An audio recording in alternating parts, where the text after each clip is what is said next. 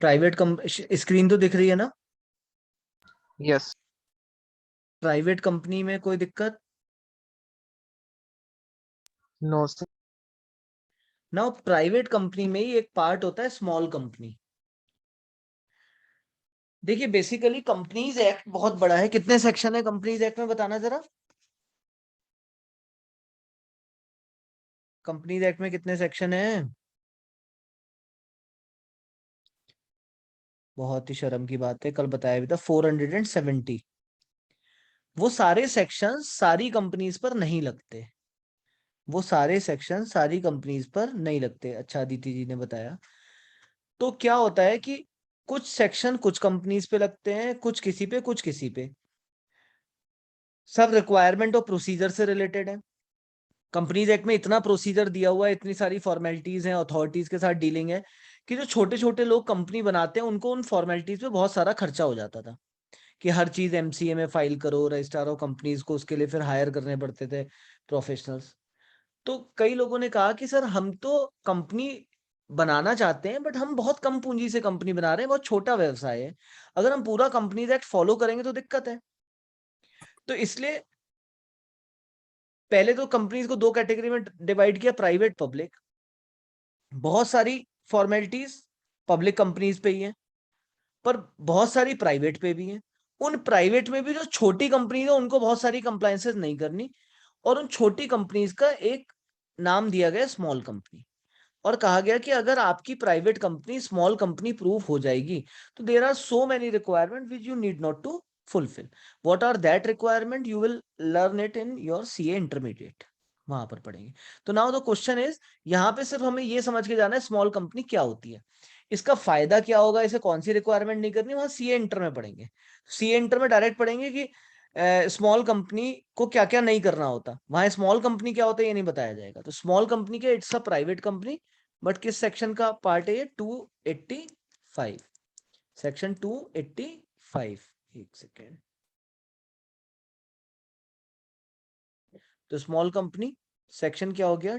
285। ये क्या कह रहे हैं? Small company means a company other than a public company. It means कौन सी कंपनी बची? पब्लिक अगर नहीं है तो कौन सी कंपनी बची? प्राइवेट। प्राइवेट। या ओपीसी भी बची? सर ओपीसी भी, मतलब प्राइवेट ओपीसी तो प्राइवेट में ही आ गई ना सर, एक तरीके। यस, तो यानी इसका मतलब हर केवल केवल कौन बचा? Private company. यानी स्मॉल कंपनी केवल और केवल किससे रिलेटेड होगी? प्राइवेट कंपनी से। दो तरीके से प्राइवेट कंपनी को इन्होंने रिक्वायरमेंट रखा, एंड लगा दिया कि स्मॉल कंपनी वो प्राइवेट कंपनी होगी जिसकी paid up share capital 50 lakh रुपए, और मिनिस्ट्री ऑफ कॉर्पोरेट अफेयर्स चाहे तो इसे 10 करोड़ तक कर सकता है। आज की डेट में 50 लाख रुपए तक की जिनकी पेड अप कैपिटल हो, एंड जिनका टर्नओवर लास्ट फाइनेंशियल ईयर में 2 करोड़ से ज्यादा ना हो। यानी दो बातें, suppose your companies paid up share capital is 20 lakh, that is less than 50 lakh, और your turnover is less than 2 crore. अगर ये दोनों बातें आपकी पूरी हो जाती हैं, ये बातें अगर आपकी पूरी हो जाती हैं दोनों, तो आप क्या कहलाएंगे? Small company. 1 अप्रैल 2021 को एक अमेंडमेंट आई, और ये 50 लाख हो गया 2 CR। मेरे पेन में कुछ दिक्कत आ रही है। ये 50 लाख हो गया 2 CR, और टर्नओवर जो हो गया है वो हो गया आपका 20 CR। तो प्लीज लिख लीजिए, हो सकता है ये अमेंडमेंट आपका एग्जाम से पहले आएगा जरूर, आपको करके एग्जाम में यही आना है। तो आज की डेट में स्मॉल कंपनी कौन सी होती है? जिनकी पेड अप कैपिटल 2 करोड़ तक हो, एंड जिनका टर्नओवर कितने रुपीस तक का हो? 20 करोड़। अगर ये दोनों बातें पूरी हो जाती हैं, अगर ये दोनों बातें पूरी हो जाती हैं, then your company would be treated as small company. कोई दिक्कत इसमें? No sir. नो।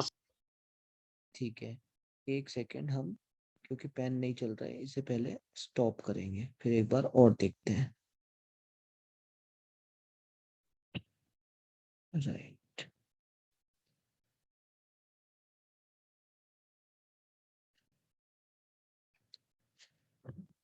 चलो ठीक है साहब। ठीक है, अब एग्जाम में सर हमें क्या लिख के आना होगा? एग्जाम में भाई आपको ये बात ध्यान रखनी है कि एग्जाम में लिखना है 50 लाख रुपीस और ऐसा हायर अमाउंट जो प्रिस्क्राइब करे, जो कितने रुपए से ज्यादा नहीं हो सकता, 10 करोड़। और प्रिस्क्राइब कौन करता है? मैंने आपको क्या बताया था? Ministry of corporate affairs. तो ये नहीं लिख के आना कि स्मॉल कंपनी वो होगी जिसकी paid up share capital 2 crore तक होगी। अभी तो 50 लाख की जगह 2 करोड़ लिखोगे, तो आप लिखेंगे 2 करोड़ और higher amount as may be prescribed which shall not be more than 10 crores and this। अब जरा मुझे बताना ये कंपनी स्मॉल है या नहीं है? पेड अप कैपिटल और टर्नओवर। एक कंपनी की पेड अप कैपिटल है, हम 2 करोड़ 20 करोड़ के हिसाब से डिसीजन ले रहे हैं क्योंकि एग्जाम में आपके पक्का ही अमेंडेड आएगा। एक कंपनी की पेड अप कैपिटल है 1.9 करोड़ और टर्नओवर है 22 crore. What do you think? It's a small company और it's a normal private limited? Normal private company. Normal private normal private company. इसका नाम लिख देते हैं एबीसी पीवीटी एलटीडी। तो आप कहेंगे ABC PVT LTD is a normal company क्योंकि एंड है, यानी इन दोनों को पूरा होना था। अच्छा, X Y Z PVT LTD ये है 2.1 करोड़ और 16 करोड़। बताइए नॉर्मल या नॉर्मल स्मॉल है? नॉर्मल। Sir normal. 0.1 है ना, हाँ इसलिए 2.1 है, ठीक है। और EFG लिमिटेड ये है 1.9 और 16। Small company. Small public company. ये भाई प्राइवेट है ही नहीं ना, ये स्मॉल कभी नहीं हो सकती।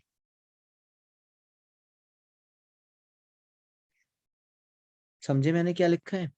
Yes sir. यस तो ऐसा क्यों करते हो?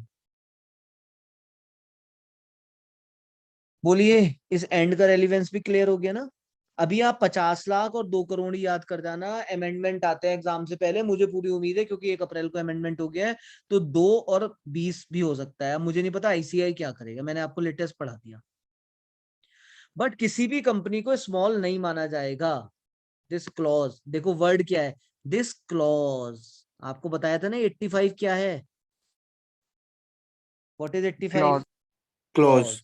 ये है राइटिंग, जो आप कहते हैं लॉ कैसे लिखेंगे, लॉ कैसे। अबे जब तुम्हें नॉलेज होगी तो सब लिख दोगे, लिखने में क्या होता है, दिमाग में होना चाहिए। तो this clause shall not apply to holding और सब्सिडरी कंपनी। अगर कोई कंपनी होल्डिंग है या कोई सब्सिडरी है, अगर आप होल्डिंग है या अगर आप सब्सिडरी है, सर इसका मतलब क्या होता है अभी बता दूंगा, लेकिन आप समझ लीजिए अगर आप होल्डिंग है या अगर आप सब्सिडरी हैं, तो फिर भाई आपका टर्नओवर कुछ भी हो, आपकी पेड अप कैपिटल कुछ भी हो, आप स्मॉल नहीं हो सकते। Is it clear? अगर आप सेक्शन 8 है यानी एनजीओ टाइप है, चैरिटेबल ऑर्गेनाइजेशन जो कंपनीज एक्ट में रजिस्टर्ड होते हैं, उन्हें सेक्शन 8 कंपनी बोला जाता है। अगर आप सेक्शन 8 कंपनी है तो भाई आप स्मॉल कभी भी नहीं हो सकते, irrespective of your paid up capital and turnover. बताइए। इसके अलावा यस अगर एक कंपनी या बॉडी कॉर्पोरेट जो किसी स्पेशल एक्ट में बनी है, यानी बैंकिंग रेगुलेशन एक्ट में बनी हुई है या इलेक्ट्रिसिटी एक्ट में बनी हुई है, भाई उन्हें कभी स्मॉल नहीं बोला जाता। कोई दिक्कत? तो सेक्शन 8 समझ में आ गया। सेक्शन 8 कौन सी कंपनीज होती हैं? जो चैरिटेबल होती हैं या कोई स्पेशल एक्ट में अगर कोई बनी है तो वो भी नहीं हो पाएगी। ठीक है। और बाकी एक होल्डिंग और सब्सिडरी कंपनी तो हो ही जाएगी। अच्छा, अब एक बात बताना मुझे, एक फॉरेन कंपनी है, एक फॉरेन कंपनी है। फॉरेन कंपनीज कौन सी होती हैं? जो इंडियन कंपनीज एक्ट में ना बनी हो लेकिन जिनका मान लीजिए एक ऑफिस इंडिया में है। फॉरेन कंपनी उसे बोलते हैं जिसका ऑफिस इंडिया में हो लेकिन वो बनी बाहर है। ये 1.9 और 16 है। Can I say it's a small company? Can I say? No why no? Foreign company है क्योंकि साफ लिखा था 285 में, कहते थे small company means a company. Small company means चाहिए सर। अ कंपनी, और कंपनी कौन सी होगी, जो कहाँ बने, कंपनी का सेक्शन बोलना जरा। 220. 220. 220, होशियार हो गए तुम लोग। तो 220, तो फिर उसमें तो फॉरेन आती ही नहीं ना कंपनी।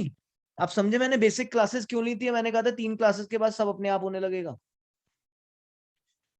तो ये नहीं हो सकता है एग्जाम में आ जाए, इसलिए पूछ रहा हूँ। अब स्मॉल कंपनी की सर फाइनल क्या कंक्लूड हुआ, ये प्राइवेट होगी, ये और नहीं है, एंड है। पेड अप के शेयर कैपिटल 50 लाख से ज्यादा नहीं होगी, टर्नओवर 2 करोड़ से ज्यादा नहीं होगा, ये सेक्शन 8 नहीं होनी चाहिए, होल्डिंग सब्सिडी नहीं होनी चाहिए। ठीक है, होल्डिंग सब्सिडी क्या होती है आज ही पढ़ेंगे, टेंशन मत लीजिएगा। अब आ जाइए पहले पब्लिक कंपनी। पब्लिक कंपनी कौन होगी, जो प्राइवेट ना हो, ये तो क्लियर है। Public company means a company, देखो तुम्हारे यहाँ डेफिनेशन ही इंपॉर्टेंट है। अब तो मुझे नहीं लगता कोई बच्चा गलती करने वाला है, इंक्लूड से कोई डेफिनेशन भी नहीं आई। पब्लिक कंपनी वो है जो प्राइवेट ना हो, जिसकी minimum paid up share capital उतनी हो जो प्रेस्क्राइब्ड हो। तो प्राइवेट कंपनी की भी यही बात थी, जिसकी मिनिमम पेड अप कैपिटल उतनी हो जो प्रेस्क्राइब्ड हो, और आज की डेट में प्रेस्क्राइब्ड कितनी है, 0। ठीक है, आगे। अगर कोई कंपनी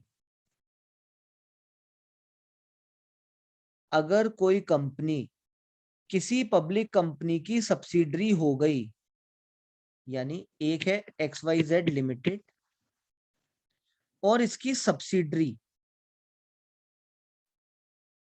पहले मैं एक काम करता हूं, पहले तुम्हें सब्सिडरी और होल्डिंग पढ़ा देता हूं, ये बार बार आ रहा है। On the basis of control 2 company होती है, होल्डिंग और सब्सिडरी। पब्लिक पे हम वापस आएंगे, यानी कंट्रोल के पॉइंट ऑफ व्यू से होल्डिंग और सब्सिडरी। होल्डिंग कंपनी कौन सी होती है, होल्डिंग कंपनी वो होती है जिसकी कोई सब्सिडरी हो, खत्म। अब क्या क्वेश्चन है तुम्हें, तुम्हें क्या नॉलेज चाहिए अब तुम्हें। कोई पूछे होल्डिंग कंपनी क्या है, holding company means a company which is having subsidiary company. खत्म हो गई होल्डिंग कंपनी। क्या समझ में आया, या क्या चीज और तुम्हें समझनी है जिससे तुम्हें समझ में आ जाएगी। Subsidiary company sir. भाई मैंने कहा, तुमने कहा सर होल्डिंग कंपनी क्या होती है, मैंने कहा बेटे होल्डिंग कंपनी वो होती है जिसकी कोई सब्सिडरी हो, जाओ घर। तो तुम्हें कुछ समझ नहीं आएगा। अगर मैं तुम्हें ये भी बता दूं सब्सिडरी क्या होती है, तो तुम्हें होल्डिंग एकदम समझ में आ जाएगी। तो होल्डिंग कंपनी कौन है, जिसकी कोई क्या हो, subsidiary. Means a company of which such companies are subsidiary company, इनके subsidiary companies है। और इस पर्पज में कंपनी वर्ड के अंदर बॉडी कॉर्पोरेट भी शामिल है। इस पर्पज में यहां जो वर्ड कंपनी यूज हुआ है, यहां 220 वाला कंपनी नहीं है, यहां बॉडी कॉर्पोरेट भी शामिल है। यानी अगर मैं आपसे डियर कहता हूं ये एक फॉरेन कंपनी है और इसकी एक सब्सिडरी कंपनी है, फिर वही प्रॉब्लम आया, एक सेकंड रुकिए, इसे दोबारा शेयर करते हैं।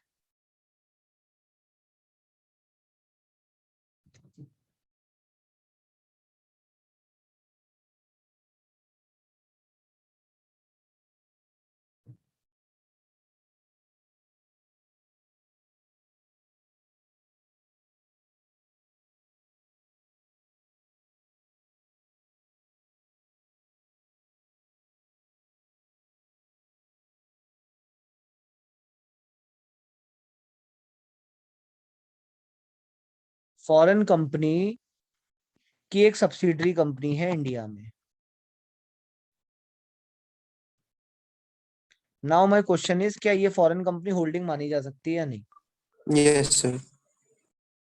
क्या ये फॉरेन कंपनी होल्डिंग मानी जा सकती है, बताइए। जी. मानी जा सकती है, क्योंकि सर होल्डिंग कंपनी में शामिल है बॉडी कॉर्पोरेट भी। Is it clear now. Now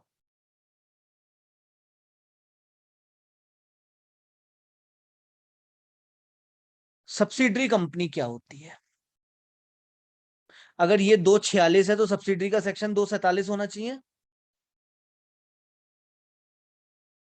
अगर ये 246 है तो सब्सिडरी 247 होनी चाहिए। नो सर, No, अरेंज नो सर। सिस्टमेटिक चलेगा तो एस बाद में आएगा तो 287। यानी होल्डिंग कंपनी कौन है? जिसकी कोई सब्सिडरी हो और यहाँ कंपनी होल्डिंग कंपनी में इंक्लूड होगी कंपनी एंड बॉडी कॉर्पोरेट, खत्म हो गया। नाउ सर सब्सिडरी कौन होता है? सब्सिडरी बेटे कौन होता है? सब्सिडरी वो कंपनी होती है जिसके ऊपर कोई कंट्रोल करता हो, जिसके ऊपर कोई होल्ड करता हो। होल्ड कैसे होता है? देखो कंपनी लॉ में दो ही लोग डिसीजन लेते हैं। भाई कंट्रोल कैसे होगा मेरा तुम्हारे ऊपर? जब मैं तुम्हारे डिसीजंस को मैं कंट्रोल करूं तभी तो कंट्रोल होगा मेरा तुम पे। जो मैं चाहूं तुम वो करो तो बोलेंगे ना कि गौरव सर का कंट्रोल है, जो चाहते हैं वही करवा देते हैं। जैसे मैरिज के बाद आप समझते हैं कि कंट्रोल हो जाता है वाइफ वगैरह का, तो क्या होता है कंट्रोल? कैसे होता है आप मेरी बात समझो। कंट्रोल क्या है? डिसीजंस में कंट्रोल है। जो आप चाहोगे अगर वो दूसरा बंदा करेगा तो आपने उस पर होल्ड कर लिया। अब कंपनीज में डिसीजन कौन लेते हैं? दो लोग लेते हैं, एक तो बोर्ड ऑफ डायरेक्टर, बोर्ड, या दूसरा कौन लेते हैं? Shareholders. Day to day decision कौन लेता है? कल बताया था। अरे बोर्ड ऑफ रूटीन के डिसीजन डायरेक्टर्स। कौन लेता board है? of board. directors. और जो इंपॉर्टेंट डिसीजन होते हैं डायरेक्टर्स की बॉडी को बोर्ड बोला जाता है। जो इंपॉर्टेंट डिसीजंस होते हैं ओनरशिप, जैसे बोर्ड को ही अपॉइंट करना है, ऑडिटर को अपॉइंट करना है, ऐसे बहुत सारे डिसीजन होते हैं शेयर होल्डर लेते हैं। अगर मैंने इसको कंट्रोल कर लिया या मैंने इसको कंट्रोल कर लिया आपकी कंपनी में, तो एक बात बताओ, मैं आपके डिसीजन कंट्रोल करने में कामयाब हो गया या नहीं हो गया? हो Yes, गया। sir. तो मैं आपको होल्ड कर लूंगा। तो यही बात है, होल्डिंग कंपनी वो होती है जिसकी कोई सब्सिडरी। और सब्सिडरी कौन होती है? Means a company in which holding company controls the composition of board of director. आपके बोर्ड में कौन कौन होगा ये मैं डिसाइड करूंगा, मेरा कंट्रोल है। राम रहेगा, श्याम रहेगा, 3 रहेंगे, 2 रहेंगे, सब मेरा डिसीजन होगा। भाई अगर मैं आपके बोर्ड को कंट्रोल कर रहा हूं तो एक तरीके से मैं आपकी कंपनी के डिसीजन कंट्रोल कर रहा हूं, तो I will be treated as holding and you will be treated as subsidiary. या मैं more than 1/2 of the total voting power, मैं आपकी कंपनी में 51% वोटिंग पावर यानी शेयर होल्डिंग, यानी मैं आपकी कंपनी के 51% शेयर ले लूं, वोटिंग पावर वाले शेयर, तो मैं आपको क्या कर लूंगा? होल्ड कर लूंगा। कर लूंगा या नहीं कर लूंगा? भाई 51% पे तो डिसीजन होंगे। और ये करने के लिए मैं अकेले ले लूं या टुगेदर विद वन और मोर सब्सिडरी ले लूं? मतलब मेरी बात समझो, आपको बताना है। देखो एक है एबीसी, ये लिमिटेड है। इसके नीचे आया XYZ लिमिटेड। एबीसी ने इसके 51% शेयर लिए हुए हैं। पहले बताओ ABC is a holding company और नॉट? है sir. Yes. And XYZ is a subsidiary और नॉट? यस सर है। अब EFG एक कंपनी है। EFG में एबीसी ने ले रखे हैं 2 और XYZ ने ले रखे हैं 49।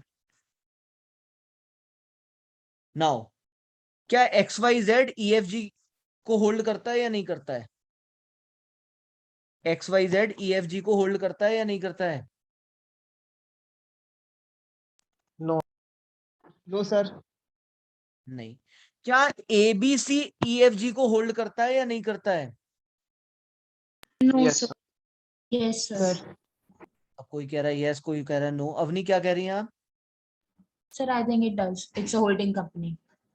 यस, बिकॉज बिकॉज आप समझिए अदिति जी, एबीसी 2% EFG में ले रहा है, तो एबीसी खुद और टुगेदर विद इट सब्सिडरी कितने परसेंट होल्ड कर रहा है? 51%। लैंग्वेज देखो ना बच्चे, यही तो है यार। भाई यहां देखो, हाँ 1/2 से ज्यादा मुझे लेना है, या तो मैं खुद लूं या अपनी सब्सिडरीज के थ्रू लूं। तो एबीसी ने खुद और अपनी सब्सिडरी के थ्रू मोर देन 1/2 ही तो ले लिया। अदिति आ रही है बात समझ में? यस सर आ रही है। और तुम समझो अदिति, गौरव गुप्ता, रीमा मैम, और मान लीजिए एक हमने हमारे यहाँ वर्कर है सिकंदर। या ऐसे समझिए, मैं बॉस हूं, रीमा मैम मेरे नीचे काम करती हैं, मैंने रीमा मैम से कहा कि आप कोई भी एक बंदे को एम्प्लॉय कर लो, मेरे से मत मिलाओ, अपने आप एम्प्लॉयड कर लो। इन्होंने एक बंदे को मिस्टर ए को अपॉइंट कर लिया, ठीक है। तो मैं किसका बॉस हूं? रीमा मैम का। और रीमा मैम ने किसको अपॉइंट करा है? ए को।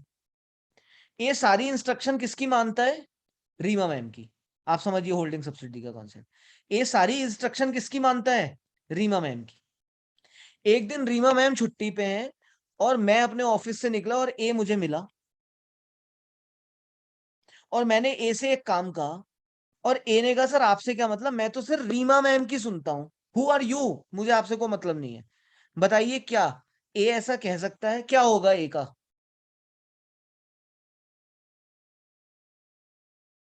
बताइए क्या होगा ए का? सर नहीं कह सकता, आप उसे होल्ड करते हो एक तरीके से। ए फायर्ड हो जाएगा या नहीं हो जाएगा? हो जाएगा सर। Yes sir. यार ऐसे थोड़ी ना है, ए ने मुझे मुंह पे मना करा, मैं चुपचाप आ गया, मैंने कहा तो रीमा मैम की सुनेगा। अरे रीमा मैम को मैं जो बोलूंगा वो ए को बोलेंगे, ए को तब भी मानना पड़ेगा। रीमा मैम तो मेरी बात ही मानेंगी ना। सेम बात समझो, एबीसी ईएफजी, एबीसी अपना और एक्स वाई जेड से एबीसी जो बोलेगा वो करना पड़ेगा। नहीं 49% लोग भी वही करेंगे जो एबीसी चाहेगा और 2% लोग भी वही करेंगे जो एबीसी चाहेगा। तो कुल मिला के इसके 51% लोग तो वही करेंगे जो एबीसी चाहेगा। तो ABC will be treated as holding company. एक और example, ABC X Y Z EFG.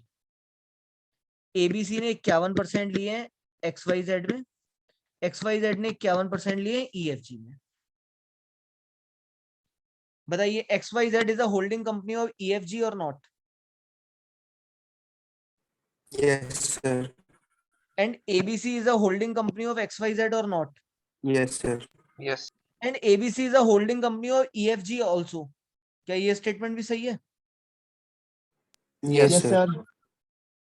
समझ में आ गई बात? और इसके नीचे आ गया एक PQR, EFG उसके 51% लेता है। तो ABC is a holding company of PQR or not? Yes. बोलो। Yes, sir. किसी बच्चे Yes, को sir. दिक्कत चल रही है तो पूछ लो भैया, मैं इसमें पूछ लो अभी। Aryan, Aryan, ABC is a holding company of PQR और नॉट? यस सर, मैं समझ रहा हूँ। अभी क्लास ज्वाइन की थी सर मैंने एक्चुअली। क्या ना, क्या बोला आपने? सर क्लास अभी ज्वाइन की थी सर, एकदम पूरा नहीं पता। अरे हो, तो आप रिकॉर्डिंग लीजिएगा। Suhani Mehrotra, ABC is a holding company of PQR और not?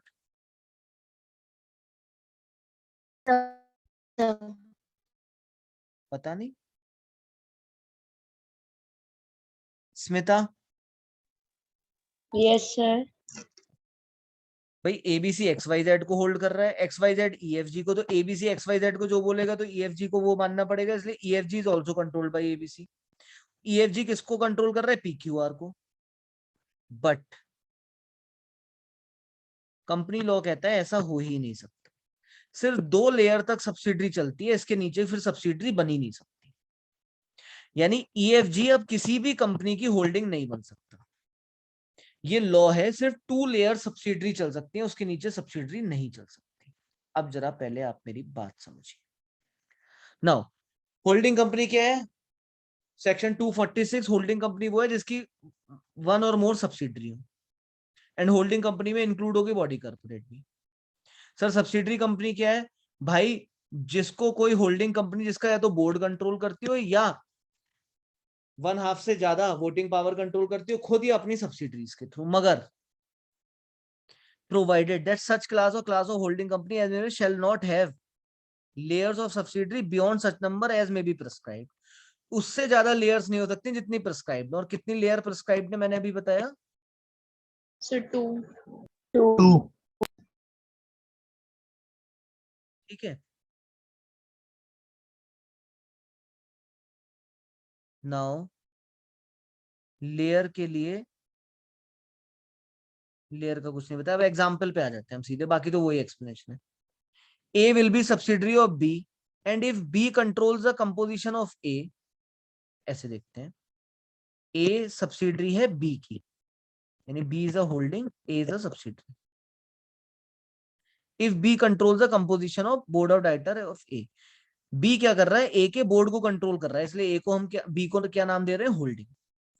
If B can without the consent or approval of any other person appoint or remove a majority of director. अच्छा, ये तो बस यही कह रहे हैं, B A के डायरेक्टर्स को कंट्रोल करता है, क्योंकि A अपने यहाँ कोई भी डायरेक्टर बिना B की मर्जी के ना हटा सकता है ना रख सकता है. इसका मतलब B ने किसको कंट्रोल कर लिया, B ने क्या कर लिया, A के यहाँ बोर्ड को कंट्रोल कर लिया. तो मैं B को क्या नाम दूंगा, होल्डिंग. ए अपने यहाँ किसी डायरेक्टर को ना तो रख सकता है, मेजॉरिटी ऑफ डायरेक्टर को ना हटा सकता है बिना बी की परमिशन के. तो बी ने एक तरीके से ए के डायरेक्टर कंट्रोल कर लिया, majority, and B is treated as holding. ये एग्जांपल दे रहा है, क्वेश्चन नहीं है. अगर बी ने 50% से ज्यादा शेयर कैपिटल ले ली ए की, तो ए सब्सिडरी है. अब क्या क्वेश्चन कह रहा है, एक और, बी किसकी सब्सिडरी है, ए की, एंड सी किसकी सब्सिडरी है, बी की. तो बताओ क्या सी ए की भी सब्सिडरी है? Yes sir.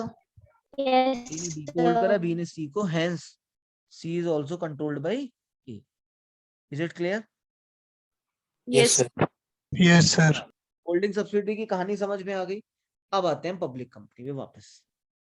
पब्लिक कंपनी कौन सी है, जो प्राइवेट ना हो और जिसको उतनी कैपिटल रखनी हो जितनी प्रिस्क्राइब्ड हो. और कितनी प्रिस्क्राइब्ड है, 0. लेकिन अगर कोई भी पब्लिक कंपनी की कोई भी सब्सिडरी हुई, चाहे वो प्राइवेट लिमिटेड हो चाहे वो लिमिटेड हो, इसको डीम टू बी पब्लिक ही माना जाएगा. यार आप मेरी बात समझो, इधर पे एक है ABC limited, XYZ private limited. ABC is a holding company of XYZ.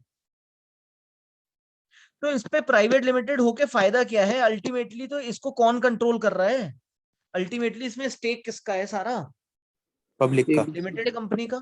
तो क्या इसे, जब लिमिटेड कंपनी के लोग इसमें घुसे पड़े हैं, तो क्या इसे प्राइवेट लिमिटेड की तरह इस पे काफी सारी चीजें छोड़ दी जाए, या इसको लिमिटेड कंपनी की निगाह से ही देखा जाए? लिमिटेड के इसे क्या माना जाएगा, डीम टू बी पब्लिक. कोई समस्या, क्लियर हुआ? Yes sir. ये बात है. Provided that a company which is a subsidiary of company not being a private company, यानी ऐसी कंपनी की सब्सिडरी जो प्राइवेट कंपनी नहीं है, दैट इज पब्लिक की सब्सिडरी है, तो उसे क्या माना जाएगा, shall be deem to be a public company. Public company कौन है, जो प्राइवेट ना हो, जिसके शेयर्स फ्रीली ट्रांसफरेबल हो, अरे पेन नहीं चल रहा, जिसके शेयर फ्रीली ट्रांसफरेबल हो, कोई मिनिमम पेड अप कैपिटल नहीं चाहिए, नंबर ऑफ शेयर्स के, मिनिमम नंबर ऑफ मेंबर्स इसमें 7 होंगे, मैक्सिमम कोई लिमिट नहीं है. क्या प्राइवेट कंपनी में कोई लिमिट थी मैक्सिमम की? Yes, sir. 200 members. 200. 200. Subsidiary of public company is always a public company. Sir कहीं भी नहीं लिखा कि 7 नंबर चाहिए, 7 बंदे चाहिए, तो ये एक सेक्शन 31A है, उसने बोला है 7 और मोर पर्सन चाहिए अगर आप पब्लिक कंपनी बनाना चाहते हैं. 271 ने तो सिर्फ इतनी ही बात बोली है कि पब्लिक कंपनी वो होगी जो प्राइवेट ना हो, सेकंड जिसमें मिनिमम पेड अप कैपिटल उतनी हो जितनी वैसे बोला गया हो. अच्छा सर ये कहाँ बोला गया है कि शेयर फ्रीली ट्रांसफरेबल होंगे? अरे is not a private company. Private company के शेयर रिस्ट्रिक्टेड होते हैं ट्रांसफर, और मैं कह रहा हूँ कोई प्राइवेट नहीं है तो उसका उसके ऊपर रिस्ट्रिक्शन लगेगी क्या? No sir. इसका मतलब फ्रीली ट्रांसफरेबल हो गया है ना. मिनिमम पेड अप कैपिटल कुछ है नहीं, मिनिमम नंबर ऑफ मेंबर्स 7 है, मैक्सिमम नंबर ऑफ मेंबर्स की कोई लिमिट नहीं है. अब बताइए, ये बात भी समझ में आ गई, पब्लिक भी आ गई, होल्डिंग सब्सिडरी भी आ गई. अगर आप किसी कंपनी के 25% से ज्यादा शेयर ले लेते हैं, सॉरी 20% से ज्यादा, 20% से ज्यादा, मतलब एटलीस्ट 20% अगर आप किसी के यहाँ पर किसी के शेयर्स ले लेते हैं, वोटिंग पावर ले लेते हैं, तो your company is treated as associate company. मतलब जिसका 20% लेंगे वो एसोसिएट कंपनी है। प्लीज, अगर मैं आपकी कंपनी के 50% से ज्यादा ले लेता हूं तो आपकी कंपनी मेरी सब्सिडरी है। अगर मैं 20% आपके वोटिंग पावर ले लेता हूं, पेड अप शेयर कैपिटल ले लेता हूं, then your company is treated as my associate company. Please, मैंने अगर आपकी कंपनी के 20% शेयर ले लिए तो आप मेरी एसोसिएट कंपनी, और मैं कौन हूं? मैं तो नॉर्मल कंपनी हूं। मैंने अगर 51% आपकी कंपनी के शेयर ले लिए तो your company will be treated as my subsidiary company, and मैं उस समय होल्डिंग कहलाऊंगा। लेकिन अगर बीसी लिए तो आप एसोसिएट कहलाएंगे, मैं कुछ नहीं कहलाऊंगा। कोई दिक्कत? लॉ ये कहता है 2(6) में वो 20% नहीं कह रहा है, वो तो एक्सप्लेनेशन से आया 20%। सिर्फ ये कहते हैं कि सिग्निफिकेंट इन्फ्लुएंस हो मेरा आपकी कंपनी में, मेरे डिसीजन इन्फ्लुएंस हो करते हो आपके यहाँ, मैं आपको इन्फ्लुएंस करता हूं, पर इतना इन्फ्लुएंस ना करता हूं कि आप मेरी सब्सिडरी हो, यानी 50 से कम हो लेकिन 20 से ज्यादा हो, तो मेरा एक इन्फ्लुएंस है आपके यहाँ, तो आपकी कंपनी मेरी एसोसिएट कंपनी है। तो अगर मैं 20% ऑफ वोटिंग पावर ले लेता हूं टोटल शेयर कैपिटल का, जिसमें paid up equity share capital भी और कन्वर्टेबल प्रेफरेंस शेयर कैपिटल, ऐसे प्रेफरेंस शेयर जिनको फाइनली इक्विटी में ही कन्वर्ट होना है उन्हें कन्वर्टेबल प्रेफरेंस बोला जाता है। तो एसोसिएट कंपनी कौन होगा? जिस कंपनी के कोई 20% से ज्यादा टोटल शेयर कैपिटल का हिस्सा ले लेता है।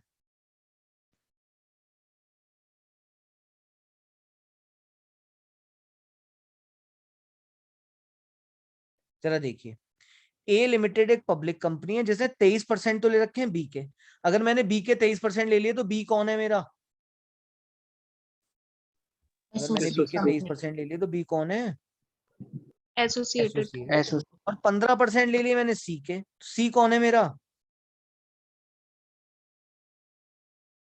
सी कुछ नहीं है। क्लियर है? जी सर। आपके यहाँ डेफिनेशन ही है। आप फॉरेन कंपनी घर से पढ़ के आएंगे और एक सेक्शन 8 कंपनी भी पढ़कर आएंगे, ये दोनों पढ़ेंगे। कल की क्लास बेटा ऑनलाइन रहेगी कल, क्योंकि मैं 12 बजे नहीं पढ़ा सकता फेस टू फेस, परसों लेंगे फेस टू फेस। तो तब तक आप ये करेंगे, काफी सारी चीजें मैंने अभी आपकी पढ़ा दी हैं, 2-3 क्लास में खत्म हो जाएगा। अब जरा मुझसे पूछ लीजिए जिन जिन को डाउट है, जिन जिन को आज की क्लास में डाउट है प्लीज पूछिए, बताइए। कोई डाउट है किसी को?